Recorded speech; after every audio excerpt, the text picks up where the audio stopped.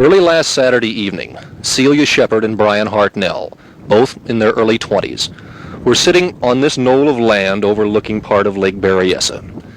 They thought they were alone, but there was a third man on this knoll, a man who wore a medieval-style executioner's hood, carried a knife and gun, and intended to use them. When we arrived at the scene, Cecilia Shepard was in a fetal position on the ground at the base of an oak tree. She was laying on a blanket and had been wrapped in a blanket. I immediately went to her to see if I could administer first aid or do something to help her. She was crying, and she told me she was so cold that she was having a hard time talking. So I asked Ranger White to please go to the patrol car, get my uniform jacket and bring it down, which he did. And while we were putting the jacket onto her, I could see multiple areas on her clothing, front and back, where she had been stabbed. The blood was showing through the clothing. She said, Brian and I, we're here on the blanket. We're down by the water, and we're just enjoying the afternoon. We're having a nice time talking. And I saw this guy. He was coming down the hillside, and he seemed to stop and watch us. He's looking at us. And I said, well, what distance, how far away was he? And she pointed to an area, and I said, that's about, looks like 200 to 300 yards away. She said, that's where I first saw him. And then as we continued enjoying the afternoon and watching the water and reading, I would glance and I noticed he'd get closer, and he was closer, and then pretty soon he was within 75 to 100 feet away. And I told Brian, I said, that guy has come down here. And then she looked again, and she said he was gone. And I said, well, where did he go? She said he stepped behind a tree. And when the tree was 50 to 75 feet away, and when he stepped out, he was pulling a hood over his head. And I said, a hood? She said, yes. And that was the first that we had known that we had something more than the usual crime that had been committed. One thing that's baffling is if you're going to kill somebody, you normally don't wear a mask because you got it in your own mind you're going to kill them, so why do you have to hide your identity?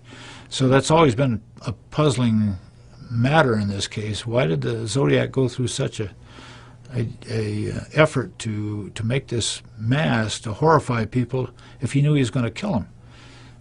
And I asked her if she saw him clearly before he put the hood on, and she said, yes, I did. And I said, well, what did he look like? And she said, well, he had, I said, what color was his hair? She said, well, it was brown. And what race was he? He was white.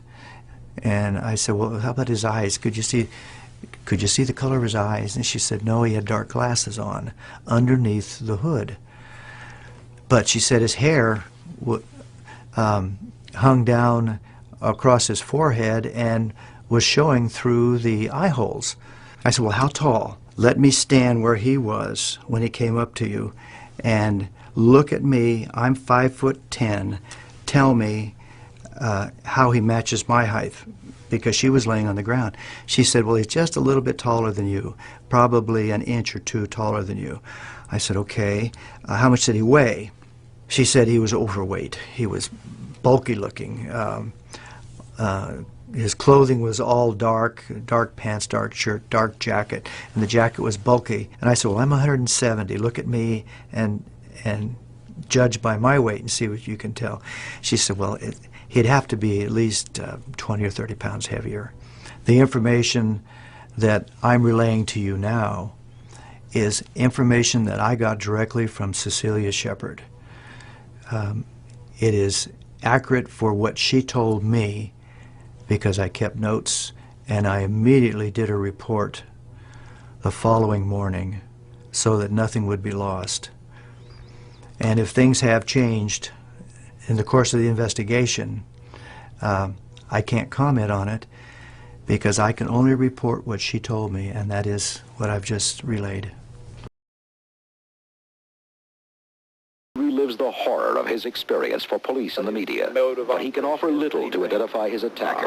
The killer wore a hood when he struck. My heart against him. I just don't want this to happen again to anyone else.